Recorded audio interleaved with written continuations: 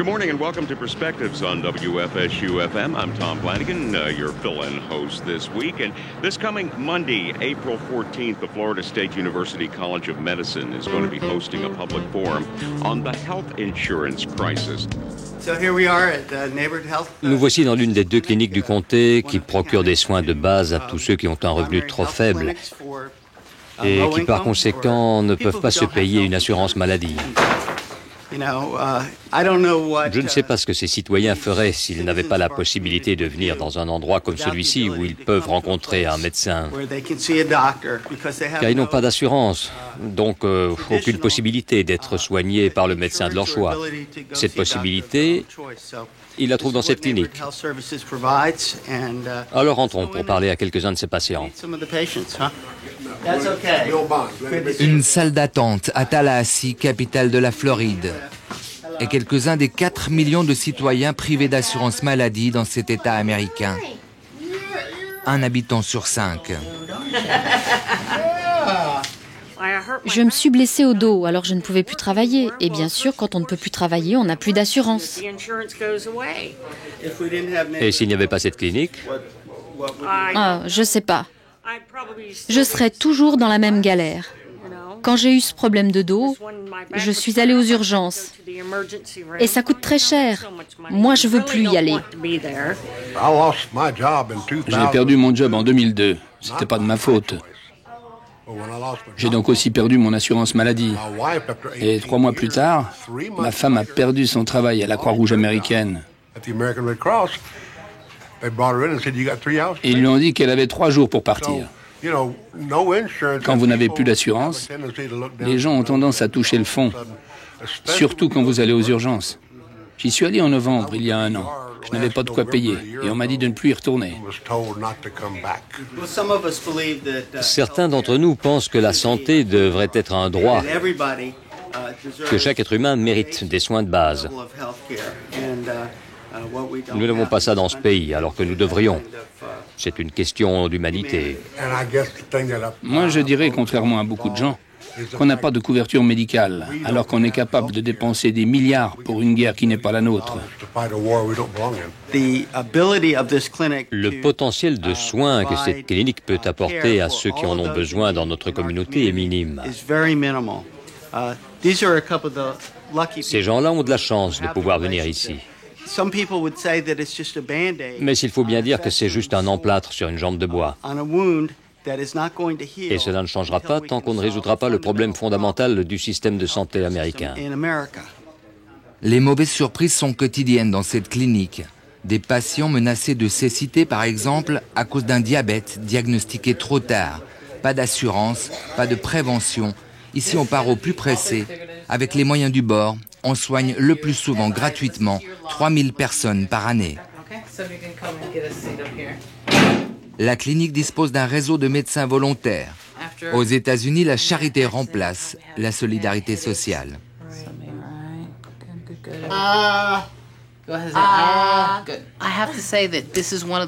Je dois dire que c'est un endroit dont je suis fier qu'il existe. Nous soignons ici ceux qui n'ont pas de couverture médicale.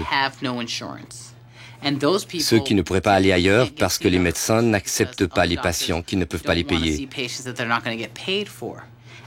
C'est pas qu'ils soient méchants, c'est parce que c'est comme ça et qu'ils doivent payer le loyer de leur cabinet. Moi, j'ai choisi ce travail parce que je veux soigner ceux qui en ont le plus besoin.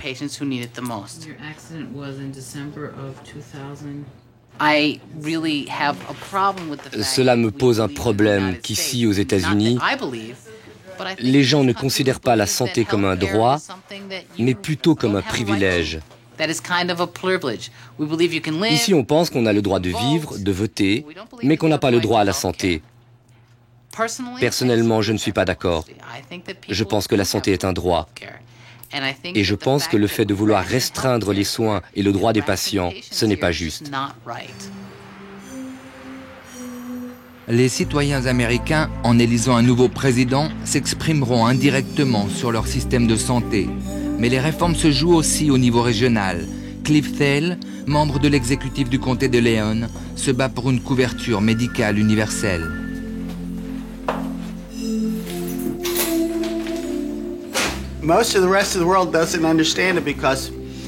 Le monde ne comprend pas qu'on puisse être la première puissance économique et industrielle de la planète et qu'on soit à ce point à la traîne en matière d'accessibilité aux soins de base. Ça n'a pas de sens. Nous avons tellement misé sur l'économie de marché que cela en devient risible. Parce que dans une nation qui ne prend pas soin de sa population et de sa santé, les gens deviennent tout simplement improductifs. Quand on est malade, on ne travaille pas. Quand les enfants sont malades et ne peuvent pas aller à l'école, les parents ne vont pas travailler. Tout cela affecte l'ensemble de l'économie et la productivité. Ça n'a pas de sens. Le système ne fonctionne plus. Je pense que nous avons probablement un des meilleurs systèmes de santé au monde. Regardez Medicare, pour les vieux. Le système a prouvé sa qualité, sa rapidité, mais son coût est hors de contrôle. Le républicain Brian Deloge s'oppose à toute réforme en matière de santé. Lui et son rival démocrate travaillent sur le même étage, mais entre leurs deux bureaux, le même fossé politique qui sépare les deux candidats à la Maison-Blanche. La couverture universelle pour nous, il est temps d'y venir. Il existe plusieurs modèles qui sont actuellement appliqués en Europe et au Canada et un peu partout depuis plusieurs années. Peut-être faudra-t-il les adapter à nos réalités américaines. Je crains que le gouvernement ne puisse pas résoudre tous les problèmes. Et je pense que les impôts qui en découleraient dépasseraient notre entendement.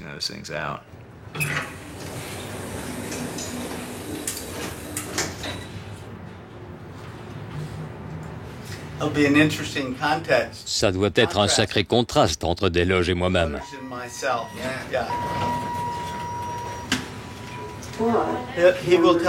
Il a dû vous dire que ma position est très floue.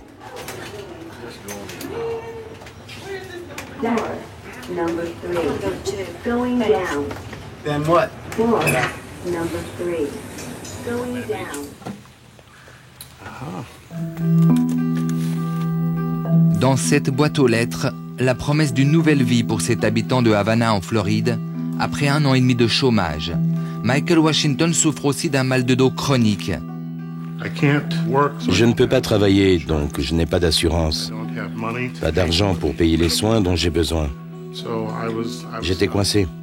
Heureusement que ma famille a pu m'accueillir dans cette belle maison et me soutenir quand je ne pouvais pas subvenir à mes propres besoins. C'est sûrement mon frère, je vais lui annoncer la nouvelle.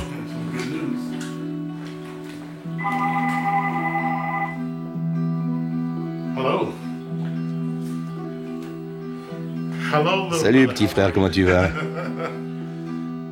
Je vais très très bien aujourd'hui. J'ai de très bonnes nouvelles à t'annoncer. On m'a engagé chez CNN International Computer and Consulting. Et je commence lundi prochain.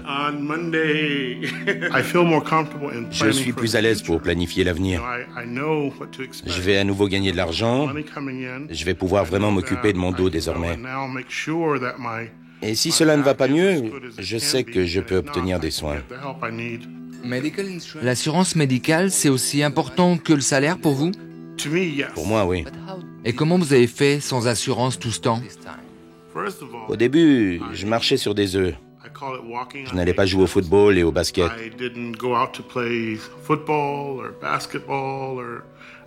J'étais très sédentaire. C'est difficile et parfois frustrant. Il y a des fois où, malgré mon âge, je pleurais. J'étais tellement frustré. Je me disais, qu'est-ce que je fais? Je n'avais pas le choix.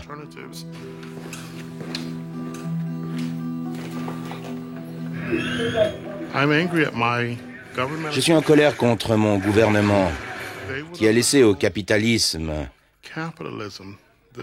au marché, le soin de superviser et de gérer la santé des citoyens. Les États-Unis, je crois, sont aussi bons que les gens qui y habitent. Mais quand on vous use jusqu'à la corde, Qu'est-ce qui se passe lorsqu'il s'agit d'aller à la guerre, par exemple? Vous ne pouvez pas y aller. Vous êtes malade. J'ai mal au dos, je ne peux pas y aller. Ça m'énerve que mon pays ne pense pas suffisamment à moi. Il faut dire aux médecins, aux compagnies d'assurance, allez, contrôlez-vous, prenez soin de ces gens. Tant qu'ils ne feront pas ça, je serai en colère. Travail égale assurance. Dans les faits, l'équation n'est pas si simple. 2/3 des personnes non assurées ont un emploi aux États-Unis, dans des PME qui n'ont pas les reins assez solides pour cotiser. À vrai dire, nous n'avons pas d'assurance maladie. C'est trop cher. Vous ne payez pas pour l'assurance de votre sœur? Oui, je sais, c'est pas sympa. Je ne paye pas pour moi non plus. Vous savez, d'habitude, on ne tombe pas souvent malade. On va chez le docteur uniquement quand on doit le faire. Quand il faut aller chez le docteur, c'est plus économique de payer la consultation plutôt qu'une prime de 150 à 200 $ par mois. Disons que je vois le médecin 2 fois par année. Le calcul est vite fait par rapport à une assurance. Et en cas de maladie, vous faites quoi? Je paie moi-même. Je vois un médecin dans une clinique ambulatoire. Je le vois depuis 7 ans. Je fais ce que je peux, mais je ne tombe pas souvent malade. Et je fais un check-up 1 fois par année. Cela me coûte 500-600 $. C'est assez typique de notre métier, cette façon de vivre sans assurance. Il y a des jeunes qu'on emploie ici, des étudiants qui bénéficient encore de la couverture fournie par l'employeur de leurs parents. Donc eux sont couverts. Cette assurance maladie qui oppose les 2 candidats à la Maison-Blanche. Couverture universelle pour les enfants, demande Barack Obama. Programme qui donne de l'urticaire à John McCain et à ses partisans. Le républicain Martin Markovitch estime qu'une assurance pour tous ne correspondrait pas aux valeurs de l'Amérique. Les valeurs américaines, c'est compter sur soi. C'est la liberté d'entreprise. C'est la liberté. Et c'est aussi le risque. Le sénateur McCain serait d'accord avec moi. Je pense que le gouvernement peut aider les gens à acheter une assurance santé. Le gouvernement peut aider les gens dans leur choix. Il peut réguler l'industrie de l'assurance. Mais je ne crois pas que le gouvernement doive fournir une assurance à chacun. Le Capitole de Tallahassee. Ce jour-là, le Parlement vote la suppression de plus d'1 milliard de $ dans le budget de la santé. L'ombre de la récession a plané sur les débats et les républicains majoritaires ont gagné leur bras de fer, quitte à décevoir la classe moyenne, celle qui vote. Quoi de plus sensible que la santé en période d'élection présidentielle? Le gouverneur républicain se doit de réagir. Nous lançons une semaine spéciale consacrée à la santé. Et je suis heureux de signer ce texte qui permettra aux habitants de la Floride d'accéder aux soins de manière plus efficace. Plusieurs hôpitaux publics ont fermé leurs portes en Floride. Pourquoi? Je ne crois pas qu'il y en ait un seul qui est fermé. On fait tout pour en ouvrir. À Quincy, par exemple. À Quincy, vous dites? Non, ce qu'on essaie de faire, je me répète, c'est d'ouvrir de nouveaux hôpitaux et le plus rapidement possible. Charlie Crist, républicain modéré, donne le coup d'envoi d'une série d'initiatives à l'échelle de la Floride. Il clame sa volonté de favoriser un meilleur accès aux soins.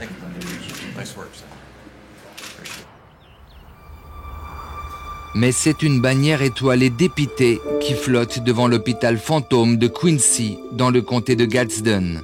Ici, pas l'ombre d'une infirmière ou d'un pédiatre. Un hôpital que cet homme tente de réhabiliter. Il est très difficile de faire tourner un établissement qui ne rapporte pas assez d'argent. Le bâtiment doit être restauré selon les normes hospitalières. L'estimation des architectes et ingénieurs est d'environ 2 600 000 $, rien que pour le ramener à des valeurs standards.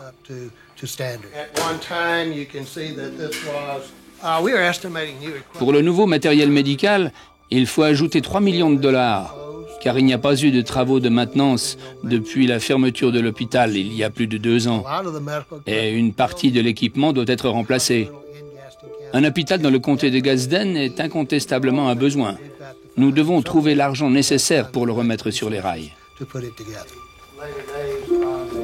L'absence d'hôpital dans ce comté pauvre a encore aggravé l'état sanitaire critique de la population, à majorité noire. Cela rend les choses plus difficiles et plus chères quand les patients finissent par obtenir des soins.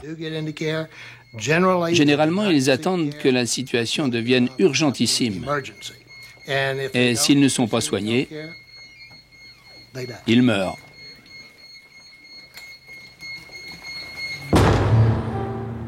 Autre drame, le taux de mortalité infantile. L'Amérique, première puissance mondiale, mais seulement 42e dans les tabelles de l'OMS. La situation s'aggrave encore dans ce comté déshérité. En matière de mortalité infantile, ce comté est 9e au classement du pire. 9e sur 67 comtés. C'est une amélioration, car nous étions au premier rang il y a quelques années. Mais les variations sont rapides dans une population de moins de 50 000 habitants. Le taux de mortalité infantile est particulièrement important chez les femmes afro-américaines, en partie pour des raisons économiques. Mais il y a aussi des critères de santé dont les femmes noires ne sont pas assez conscientes.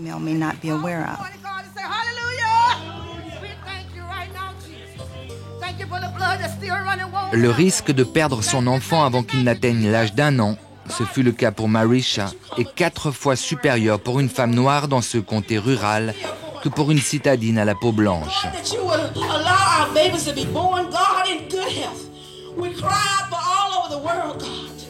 Have mercy, God. We cry for the countries that lost so many, Jesus. We ask you to be merciful, God, and to restore that country. We see the brokenness. Nous voyons des êtres brisés par la douleur quand ils perdent leur bébé. Je demande alors à Dieu de leur donner les ressources nécessaires pour relever la tête. Je ne pense pas seulement à Marisha, mais à tous ses parents dépassés par les événements, et je les invite à se tourner vers Dieu. Quand mon garçon est mort en 2004, ma belle-mère m'a beaucoup parlé de spiritualité. Elle me disait que je devais reconsidérer ma relation avec Dieu.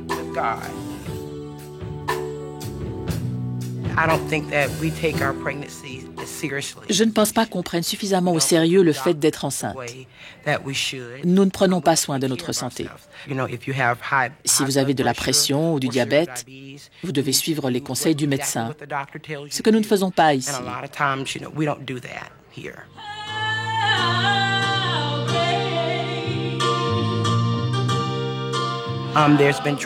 Il y a un gros problème de santé. Les femmes n'obtiennent pas l'assurance médicale dont elles ont besoin. Il y a plusieurs raisons, en fait. La pauvreté, la drogue, plusieurs raisons, en fait. Nous n'avons pas d'hôpital dans ce comté. Donc, en cas d'urgence, nous devons rouler 50 km jusqu'à l'hôpital le plus proche. C'est un gros problème dans ce comté, comme dans d'autres. Un des facteurs qui explique pourquoi un grand nombre de femmes perdent leur bébé.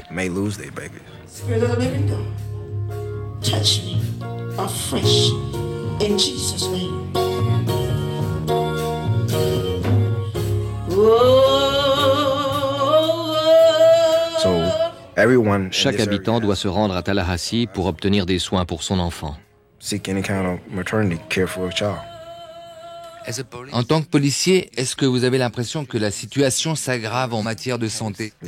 Ici, oui. C'est une communauté très pauvre.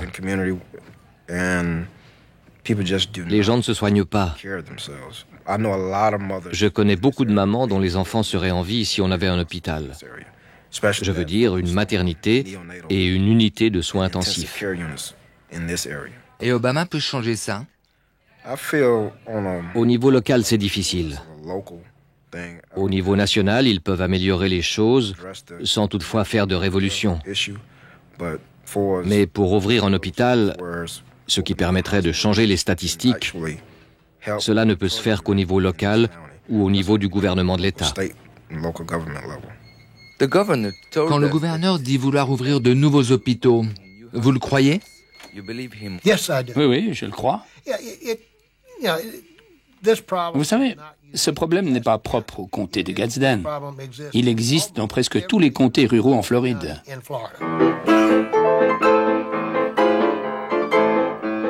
L'ambiance rappelle le ton de la ruée vers l'or. C'est jour de fête dans la communauté asiatique.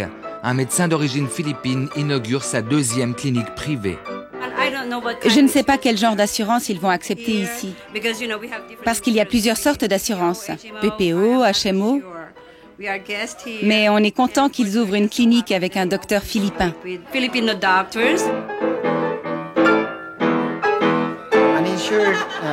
Avec les non-assurés, je perdrai de l'argent. S'il y a une urgence, ils n'ont qu'à aller à l'hôpital, où il y a un service pour ça. Ils ne peuvent pas venir ici. Ils n'ont pas les moyens de payer. Donc, ils finissent dans une salle d'attente aux urgences. Et bien sûr, la facture sera pour l'hôpital.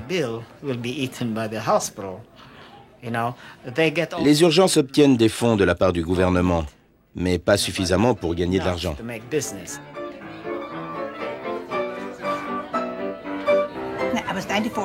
J'ai eu 94 ans la semaine passée et je cherche un médecin depuis mon arrivée à Tallahassee. Mais je n'ai pas encore trouvé celui qui me mettra à l'aise. J'ai tenté ma chance avec 10 médecins différents. L'un ne voulait pas parce que j'ai plus de 60 ans. L'autre parce que je suis assurée par Medicare, l'assurance pour les personnes âgées. Et un autre me disait qu'il ne prenait pas de nouveaux patients. Ce n'est pas le patient qui est roi ici, c'est le docteur.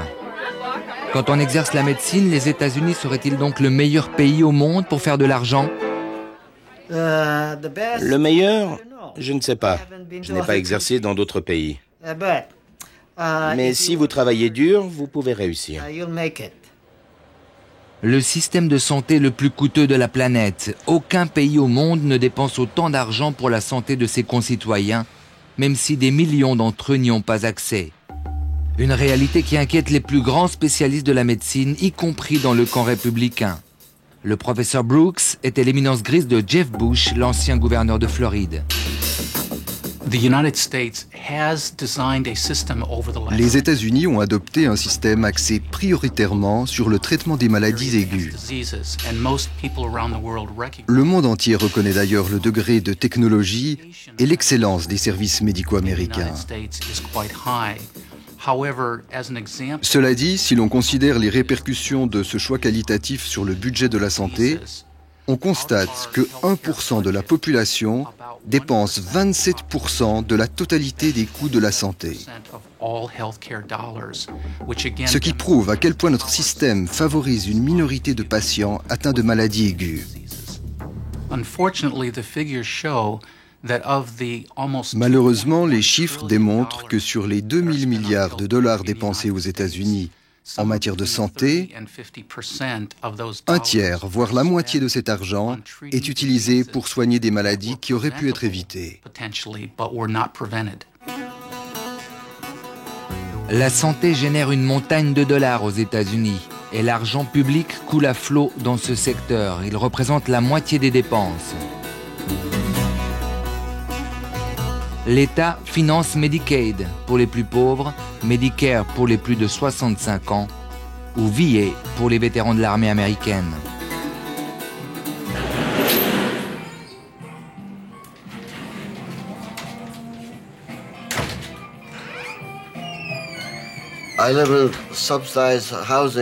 Cet appartement subventionné me coûte $200 par mois.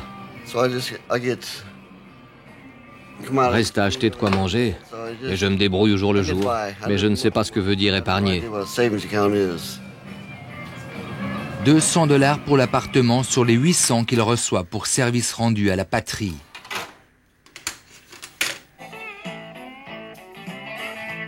Une rente modeste après un passé chaotique. Randall se souvient des années de blues suite à son retour au pays, les excès, le divorce et l'accident. Je suis handicapé. En 1982, j'ai eu un accident de voiture dans l'Iowa. Je suis resté 3 mois dans le coma. J'avais trop bu ce jour-là, en plus de la cocaïne. Et il y avait une tempête de neige. Un très mauvais cocktail. Après, j'ai arrêté tout ça et je suis venu en Floride. J'avais 32 ans, une nouvelle naissance. J'ai dû réapprendre à marcher, à parler, et je continue. Je vais mieux aujourd'hui qu'à l'époque. Mais je ne peux pas travailler, à cause de mon handicap. Mais vous êtes assuré. J'ai les avantages sociaux que reçoivent les vétérans. Et sinon? Ce serait la dèche. Je devrais être soutenu par quelqu'un de ma famille. Je n'aurais pas le moindre argent. Donc le système de santé est bon pour vous? Je ne dirais pas qu'il est bon. Je m'en sors. Si j'ai une douleur, je suis soigné gratuitement. Mais pour ma blessure à l'épaule, ils ne voulaient pas payer l'opération. Après 4 ans, ils ont fini par considérer que c'était un cas spécial et j'ai eu mon opération l'automne dernier. C'est pour ça que je me muscle. Ça fait encore mal. Si je n'étais pas un ancien du Vietnam, je serais fauché.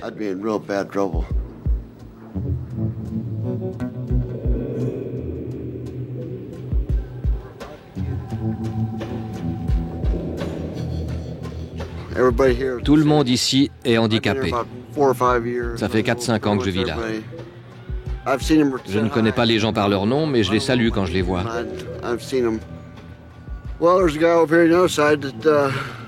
Il y a un gars là-bas qui veut bien vous parler. Je vous emmène. Vous voulez entrer? C'est qui? Clayton. Je ne connais pas le nom de famille. C'est un ami? Ouais.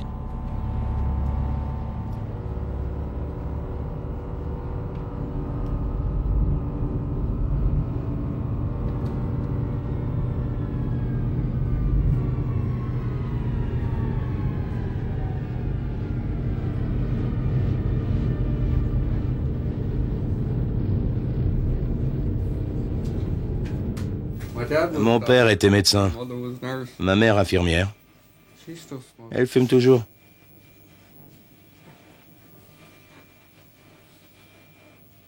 Le 8 août 78, je campais en famille. Je suis tombé d'un arbre et je me suis cassé le cou. J'étais conscient de ce qui m'arrivait. Vous êtes soigné par VA? Oui, par les vétérans, oui. Si vous êtes touché à la moelle épinière, les soins sont meilleurs parce que VA est à la pointe de la technologie.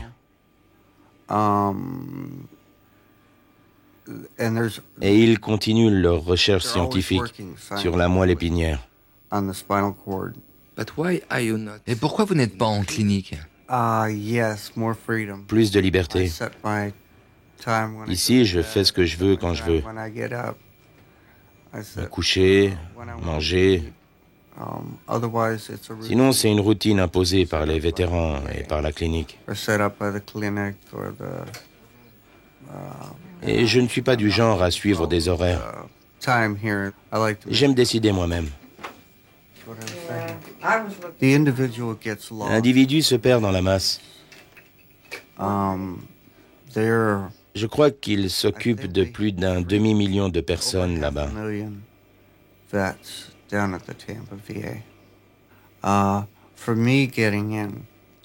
Pour moi, aller à l'hôpital des anciens combattants, ce serait difficile car j'ai besoin de soins complets.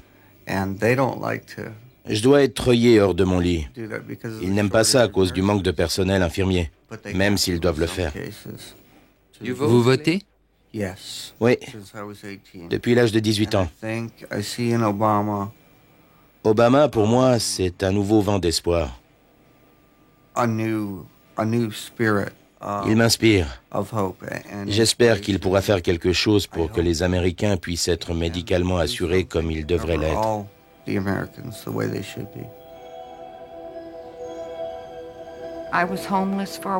J'étais SDF avant, je cherchais du travail et je vivais le plus souvent dans la rue ou dans des foyers pour sans domicile fixe. Mon mari a eu une maladie des poumons. Et le docteur n'a pas voulu vous recevoir? Non. Non, ils ne peuvent pas. Il faut aller à l'hôpital. C'est là qu'on a rencontré Clayton. Quand Clayton a quitté l'hôpital, il a demandé à nous parler. Le courant passait bien entre nous. Il nous a donné une chance et nous, on fait de même avec lui. Vous votez? Oh oui. Je tiens pour McCain. Il est républicain, mais je ne crois pas à ce qu'on dit de lui ou de Bush, que soi-disant il ne s'intéresse qu'aux riches. Je ne suis pas d'accord. Moi, je vote d'après mon cœur. Les médecins sont censés recevoir les SDF agréés par Medicaid, le programme de santé publique destiné aux plus pauvres, et les tarifs sont fixés par les autorités de l'État. En Floride, 9 médecins sur 10 refusent de les soigner. Voici mon bureau. Les réceptionnistes, les infirmières qui travaillent ici. Est-ce que vous acceptez des patients pauvres, contrairement à d'autres médecins? Je les accepte quand il s'agit d'un nouveau-né. Mais sinon, je ne peux pas me permettre de dire oui à de nouveaux patients. Pourquoi? D'abord parce que j'ai une longue liste de patients qui ont signé chez moi après parfois 1 an d'attente. Et aussi parce que c'est trop pour moi. Je ne peux pas me démultiplier. Mais ça va vraiment pas. Qu'est-ce qui ne va pas dans ce système, hormis le médecin? Le fait qu'il y a trop de gens qui ne sont pas assurés. Pas assez de personnes assurées. C'est vraiment triste.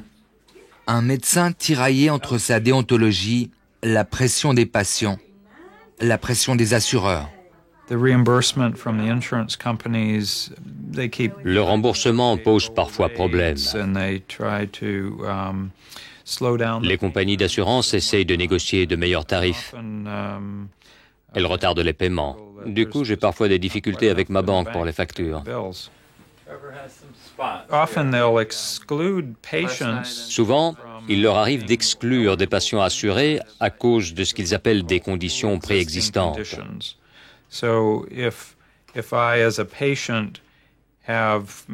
Donc, si un patient a du diabète, un problème de rein ou une maladie cardiaque chronique, et qu'il a déménagé pour un nouvel emploi, il se verra peut-être refuser une nouvelle assurance parce que la compagnie estimera qu'il souffre d'une maladie chronique. Le médecin doit aussi contracter une assurance contre les éventuels procès. 25 000 $ par an pour un généraliste, 100 000 pour un chirurgien. Car dans ce cabinet d'avocats, Harry Graham défend les patients lésés avec acharnement. Une erreur médicale peut rapporter des millions. Des avocats accusés de contribuer à la hausse des coûts de la santé. Ça, c'est un des principaux mythes savamment entretenus par les compagnies d'assurance depuis des dizaines d'années. Le nombre de cas de patients que nous défendons est tout à fait constant. Ce qui n'a pas changé, en revanche, c'est notre manière de travailler. Et je vous promets qu'on doit faire très attention. Rechercher des cas solides. Nous devons être sûrs que le docteur ou l'hôpital que nous attaquons a réellement commis une erreur médicale. Des avocats qualifiés de vautours. Serait-il pour le médecin l'ennemi numéro 1? C'est pas tant les avocats que les politiciens. Ils semblent plutôt fous dans ce pays, eux et leurs projets. Pourquoi? Il y a trop de drames, de guerres, et pas assez d'intérêt pour la santé de la population.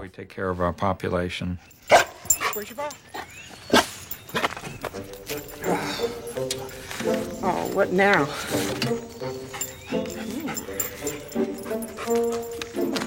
La prime d'assurance coûterait $800 par mois à cette femme de profession indépendante, beaucoup trop cher.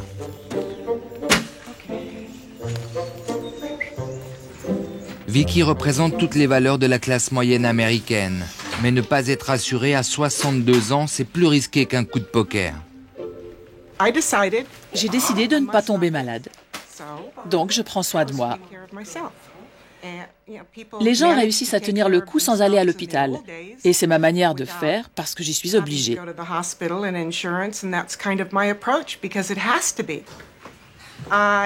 J'ai un appareil à bascule qui me permet de me détendre la colonne vertébrale.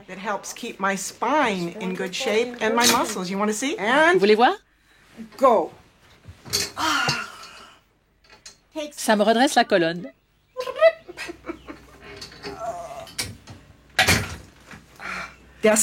Tout perdre ou mourir. C'est le dicton en Amérique. Tu perds tout ou tu meurs si tu ne peux pas te payer une assurance. Et vous êtes prête pour ça? Bien sûr que non. Mais j'ai fait un choix. Cela me donne une certaine liberté. J'ai déjà 62 ans. Je ne sais pas combien de temps je vais vivre. Mais c'est mon choix. Et mon mari a fait le même choix. Plus que 3 ans et vous avez droit à Medicare. 3 ans. Et à 65 ans, j'aurai droit à Medicare. Et je m'en réjouis déjà. Et si cela se passe mal, j'ai cette chaise antique et c'est là que je finirai. Vous seriez favorable à une couverture universelle? Absolument. C'est ce qu'il y a de plus civilisé. Se soigner devient donc un sport aux États-Unis. Les années Bush ont encore aggravé le problème. Un sport, voire un combat, et pas seulement pour les non-assurés. Quand on a diagnostiqué mon cancer du sein en 2005, la compagnie d'assurance a d'abord rejeté mes demandes. Ils ont regardé mes contrats, parlé avec un certain nombre de personnes. Il devenait évident pour moi qu'ils enquêtaient sur mon compte pour essayer de trouver des conditions préexistantes dans le but, bien entendu, de ne pas payer pour mes soins.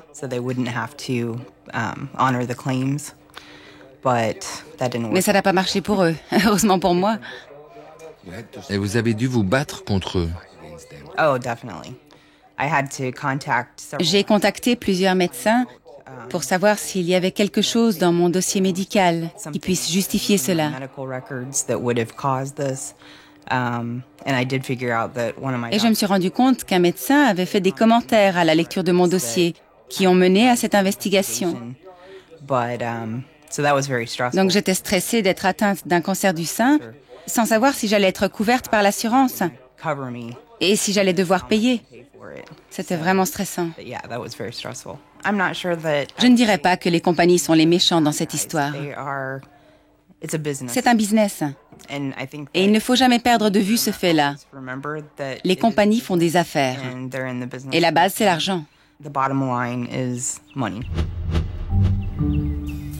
La principale compagnie d'assurance du nord de la Floride, assurance à but non lucratif, régulièrement accusée comme les autres de ne penser qu'à l'argent. C'est presque une tradition aux États-Unis de chercher qui sont les méchants et qui sont les ennemis.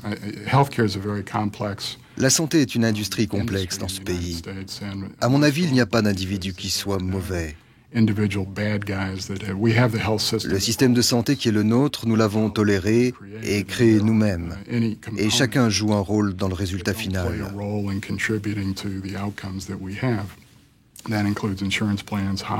Cela implique les assurances, les hôpitaux, les médecins, les patients, le gouvernement. Nous sommes tous impliqués dans ce système qui produit d'excellentes choses et qui en produit aussi de moins agréables. On vous reproche d'être plus intéressé par l'argent que par la santé. Oui, cela dépend des cas. Il faut que les arguments correspondent aux bonnes pièces du puzzle. C'est vrai que certaines composantes du système de santé opèrent sur la base du profit et se soucient surtout du porte-monnaie des actionnaires tout en payant des impôts. Il y a des hôpitaux qui agissent ainsi, des compagnies pharmaceutiques qui agissent ainsi et aussi des compagnies d'assurance.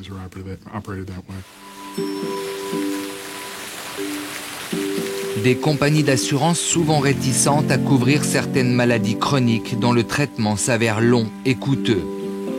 La grande majorité des Américains bien assurés n'a pas à se plaindre, mais certains patients viennent dans cette clinique de médecine alternative pour calmer des douleurs dont le traitement n'est pas remboursé.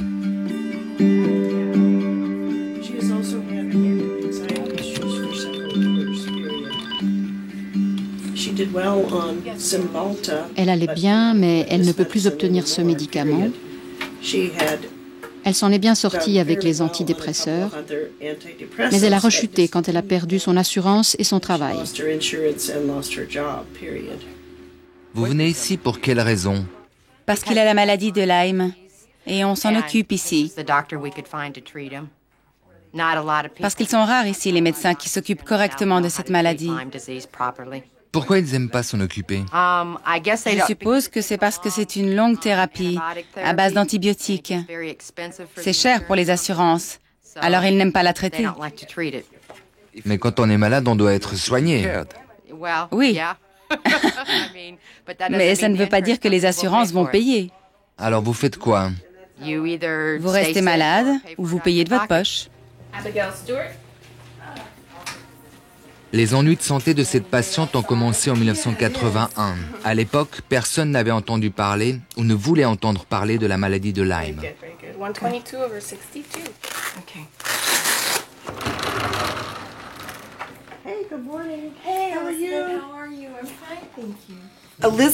Elisabeth a été très bien avec moi après tous les docteurs que je suis allée voir. Quand je disais à ces médecins que j'étais atteinte de la maladie de Lyme, des médecins de très bonne réputation pourtant, eh bien, ils me demandaient de partir, alors que je venais chez eux pour être soignée. Ils disaient, il faut partir maintenant. Nous ne pouvons pas parler à quelqu'un qui a cette maladie. C'est une maladie difficile à diagnostiquer. Ce n'est pas très clair. La controverse s'intensifie quand la maladie devient chronique et qu'elle résiste aux antibiotiques, ce que nous constatons ici avec certains patients.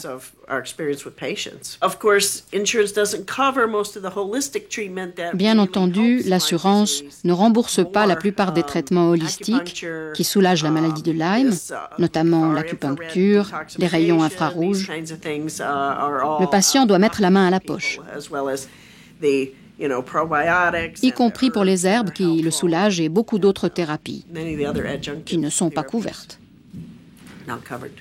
La dernière fois que je suis venue, je ne pouvais pas bouger mon bras. C'est incroyablement douloureux. Ma concentration décline. C'est difficile de lire. J'ai des insomnies. Des douleurs nerveuses atteignent un niveau terrifiant. Je ne peux plus dormir tellement ça fait mal. Ça fait mal où? Ça fait mal partout, dans tout le corps. C'est comme si j'avais les nerfs en feu, jusqu'au bout des ongles.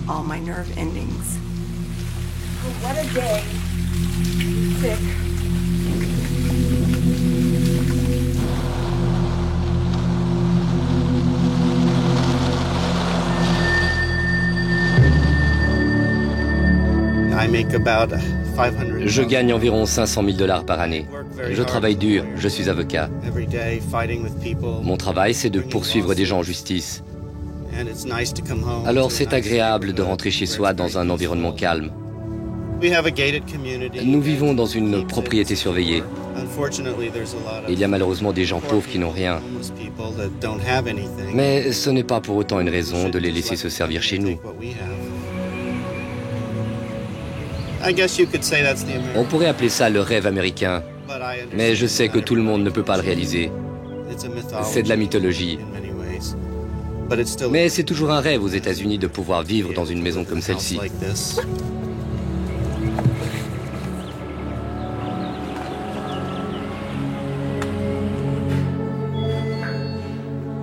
Hello, I'm home. Hello, my darling. How are you? Did you have a good day? Yes, you? Good to see you. Yes, I was just doing some work.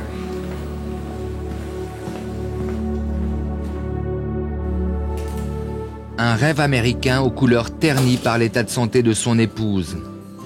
Les compagnies d'assurance et leurs médecins tardent à reconnaître la maladie de Lyme, alors que 15 000 nouveaux cas sont recensés chaque année depuis 10 ans sur sol américain. Ça me rend en colère. La personne que j'aime le plus au monde, je ne peux rien faire pour l'aider. Je l'ai emmenée voir des médecins. Ils ont fait de mauvais diagnostics. Ils ont dit qu'elle était dépressive. Après quoi, on a dû se rendre de Floride à Pittsburgh, puis en Caroline du Nord pour trouver un spécialiste. Puis ce spécialiste s'est fait expulser de Caroline du Nord par les associations médicales, les assurances et l'industrie pharmaceutique pour l'empêcher de pratiquer la médecine. Donc elle n'a pas pu recevoir de bons traitements depuis des années. Parfois, je me dis que je devrais tous les attaquer en justice. Mais ça compliquerait son état de santé. Le stress aggraverait son problème. Donc ça ne vaut pas le coup. Mais j'espère qu'un jour, quand on en saura plus, ces gens comprendront qu'il faut traiter cette maladie. Pas seulement la maladie de Lyme. C'est juste un exemple parmi toutes les maladies qui sont négligées, même pour les gens qui ont une bonne assurance et de l'argent.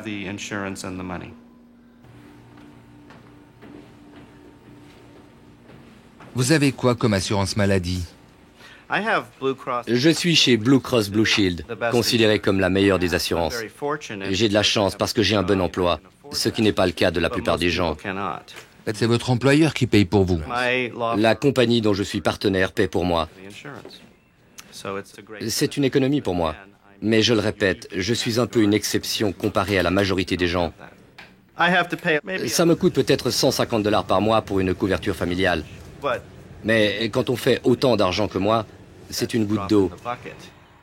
Mais pour quelqu'un qui gagne 25 à 30 000 $ par année, le salaire moyen ici, il n'y arrive pas. C'est trop. Donc ils n'ont pas d'assurance. Quelle journée. Vous votez républicain ? Non, jamais. Je suis un démocrate. Je suis ce qu'on appelle un démocrate chien jaune. Si le Parti démocrate présente un chien jaune contre un républicain, moi je vote pour le chien jaune. Je n'ai aucun respect pour les prétendues valeurs républicaines.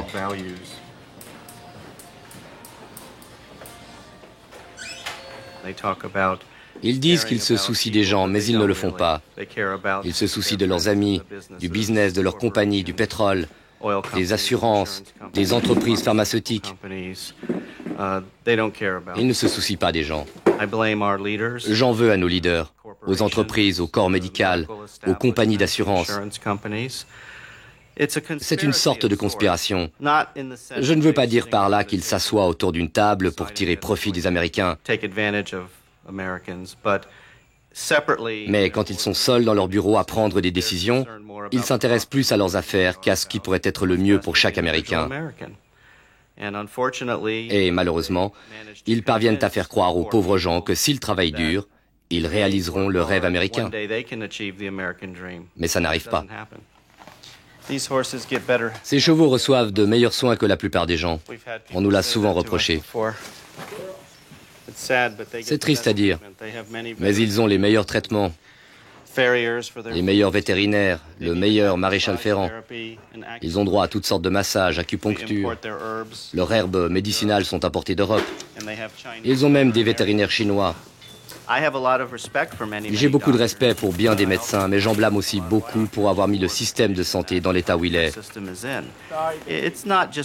Pas seulement les médecins, les assureurs, les avocats, le gouvernement, les compagnies pharmaceutiques, sans aucun doute. Leurs médicaments coûtent plus cher qu'ils ne devraient. Tout est dirigé vers le profit aux États-Unis. Je ne suis pas contre. Je fais de l'argent, j'aime en dépenser. Mais quand il n'y a plus que ça comme priorité, et cela au détriment des gens, alors je pense que nous sommes dans une mauvaise situation, et c'est pour ça qu'on est dans de sales draps. Un médecin peut avoir beaucoup de succès aux États-Unis, surtout si c'est un spécialiste qui travaille pour les Américains fortunés. Mais si tu es malade en Amérique et sans argent, tu resteras seul dans ton lit. Tu ne recevras ni soins ni couverture médicale. Et tu vas pourrir chez toi jusqu'à ce que mort s'en suive. Et seul le plus souvent. C'est la tragédie américaine. L'affreux secret du système de santé américain, c'est qu'il y a des millions de personnes dans cette condition. Plusieurs études médicales évaluent le coût en vies humaines des ratés du système de santé américain. 2000 morts par année, rien qu'en Floride. Bien plus, comparativement, que le nombre de GIs tués au combat et que l'Amérique honore traditionnellement lors du Memorial Day.